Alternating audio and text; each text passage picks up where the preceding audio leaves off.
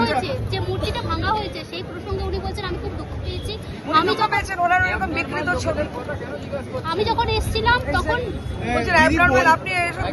দিদি বলছেন লোকেরা বলছে অ্যাবনর্মাল লোকেদের কথা জিজ্ঞেস করবেন না। টলিউড ইন্ডাস্ট্রি সিট নিয়ে টানাটানি হচ্ছে, সেখানে অনেকজন কাজও পাচ্ছে না, সেই বিষয় নিয়ে তুমি এখন কি সবাই বলতে? কাজ পাবে, এখন সবাই কাজ পাবে। আমরা শুধু জাস্ট একটু গুছিয়ে নিচ্ছি, সবাই কাজ পাবে, কেউ নেই যে যারা কাজ পাবে না। বাইরের লোকও কাজ পাবে, বাইরে থেকে অন্য স্টেটেরা আসছে, এখানে আমাদের প্রচুর রেভিনিউ ইনকাম হবে।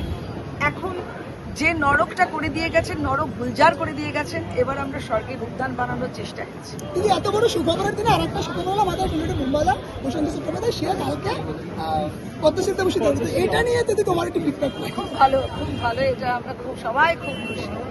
আমাদের মানুষ ছোটবেলা থেকে আমরা কাজ করে আসছি, সে এরকম একটা এই এত বড় একটা সম্মান পাবে, আমরা সবাই গর্বিত, আমরা খুশি। দিদি একটাই শেষ প্রশ্ন, আপনি জয়ী হলেন বিপুল ভোটে, এরপর আপনি কি কি কাজ করবেন মানুষের জন্য? প্রচুর কাজ আছে রে ভাই, প্রচুর। আমি কাজ